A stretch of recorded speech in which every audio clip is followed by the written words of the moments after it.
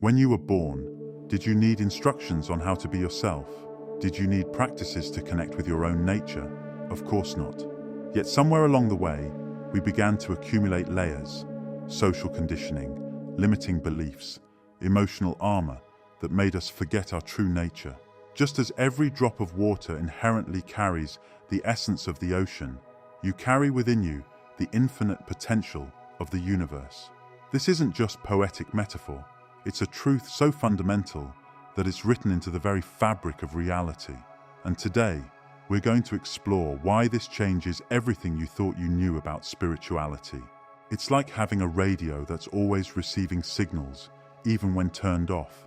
Your spiritual nature exists whether you're actively tuning into it or not. We might call it different things: intuition, conscience, soul, or simply that inexplicable feeling of awe when watching a sunset. But it's always there, humming under the surface. Let's explore the 5 major myths about spirituality that keep so many seekers stuck in endless searching. These misconceptions are like veils covering the mirror of your true nature. And once you see through them, everything begins to shift. Myth number 1. Spirituality requires constant positivity.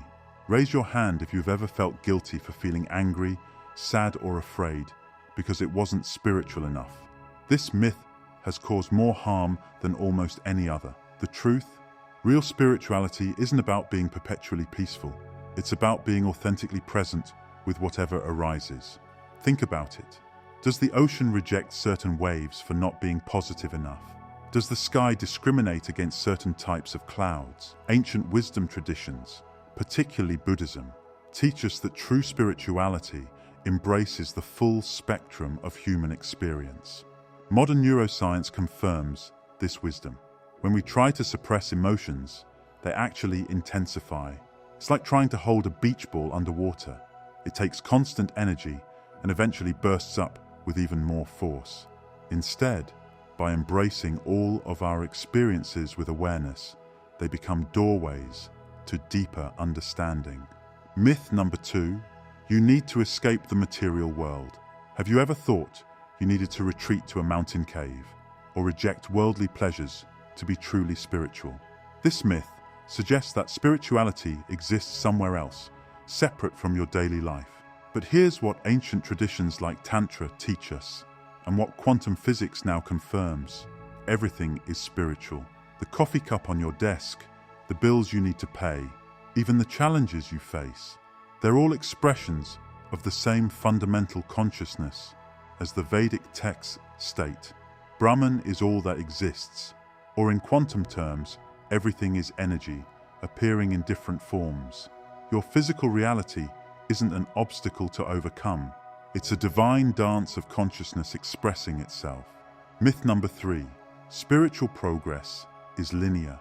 If you've ever felt discouraged because your spiritual journey seems to go in circles, this myth might be holding you back. Many people view spirituality like climbing a ladder, steady progress upward towards some distant enlightenment. The truth?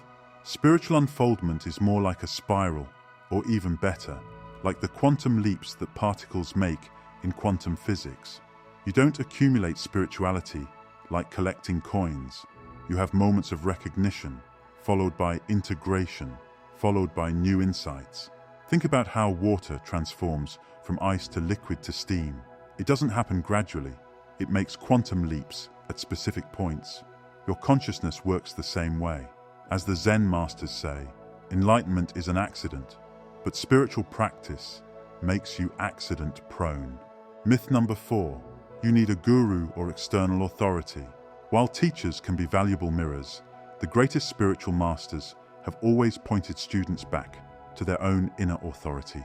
As the Buddha said on his deathbed, be a light unto yourself. Modern neuroscience shows us why this is so crucial. Your brain is constantly rewiring based on experience, a property called neuroplasticity. You have the innate capacity to access deeper wisdom without depending on external validation. Remember, the same intelligence that grows your fingernails and heals your wounds is within you right now. It doesn't need instructions or authority. It knows exactly what to do. Myth number 5, Spirituality requires hours of daily practice. If you've ever felt guilty for not maintaining a rigid spiritual practice, let this myth go right now. True spirituality isn't confined to meditation cushions or yoga mats. It's available in every moment, every breath. Now that we've uncovered these 5 myths, let's explore something even more fascinating: the profound ways your true spiritual nature is already expressing itself in your daily life, even if you haven't recognized it yet. Quantum physicists have discovered something remarkable. At the smallest level, everything is essentially empty space filled with potentiality. In fact, if you removed all the empty space from every atom in your body, you'd be smaller than a grain of rice. What appears solid is mostly space and potential. This scientific finding mirrors what ancient mystics have been saying for thousands of years. The Upanishads describe something called Akasha, the fundamental field of pure potential from which everything emerges. This isn't just philosophy, it's the reality of what you are at your core. Think about it. Every thought, every feeling, every experience arises from and returns to this field of pure potential. Just as waves emerge from and dissolve back into the ocean, your experiences arise from and return to your essential nature. This isn't something you need to achieve, it's what you already are. Now, let's explore 3 primary ways this pure potential expresses itself in your everyday experience. 1. Through your natural compassion. Think about your spontaneous response when you see someone suffering. Before any thoughts or judgments arise, there's often an immediate feeling of caring. This instant compassion isn't something you learned. It's your natural state expressing itself. The ancient Chinese philosopher Mencius called this the unbearable heart, our innate inability to witness suffering without being moved. Modern neuroscience has discovered mirror neurons that activate both when we perform an action and when we witness others performing it. This biological basis for empathy suggests that compassion isn't something we need to develop. It's built into our very nature. 2. Through your sense of beauty. When you witness a stunning sunset or hear a moving piece of music, the appreciation arises spontaneously. You don't need to be taught how to appreciate beauty. It's an immediate recognition. The ancient Indian tradition calls this rasa, the spontaneous tasting of reality's essential nature. Studies of the brain during aesthetic experiences show activation in regions associated with self-transcendence. This suggests that our appreciation of beauty is actually a recognition of our deeper nature, reflecting back at us through the world. 3. Through your natural wisdom. Have you noticed how often your first intuition about something proves correct? Before analysis, before pros and cons lists, there's often a clear knowing. This is what Zen traditions call beginner's mind, the wisdom that's present before thinking clouds it over. The heart actually has its own complex nervous system, often called the heart brain. Research shows it sends more signals to the brain than it receives, suggesting that much of our intuitive wisdom might actually originate from the heart rather than the thinking mind. To understand this further, please see our video on the heart coherence hack. The Tao Te Ching tells us, the Tao is in everything, even the lowest thing.